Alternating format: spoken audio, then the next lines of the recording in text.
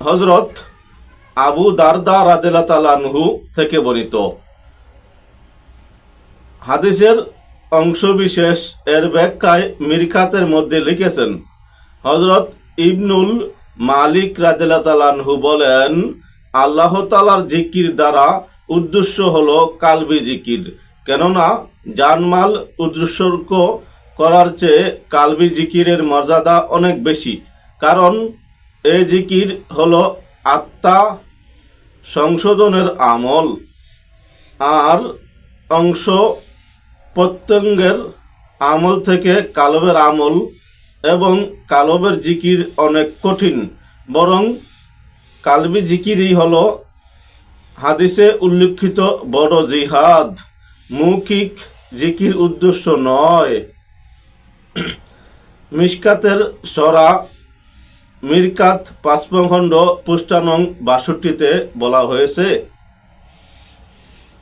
সূরা নিসাতে এর ব্যাখ্যায় তাফসিরে কাবির ৪র্থ খণ্ডের ২০৮ পৃষ্ঠায় বলা হয়েছে,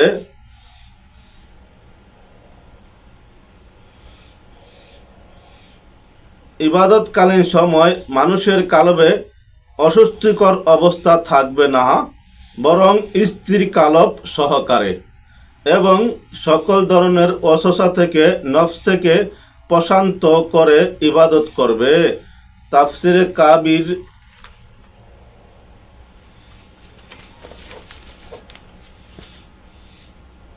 আয়াতের মধ্যে সালাত এর পাশাপাশি জিকির করার উদ্দেশ্যে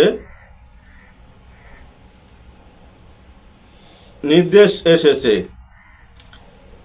যেহেতু জিকিরের দ্বারা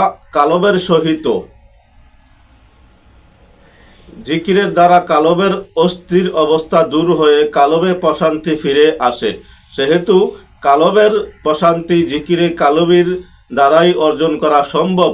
এ কারণেই হাদিস শরীফে কালবি জিকিরের সর্বাধিক গুরুত্ব দেওয়া হয়েছে। যেমন হযরত আয়েশা রাদিয়াল্লাহু তাআলা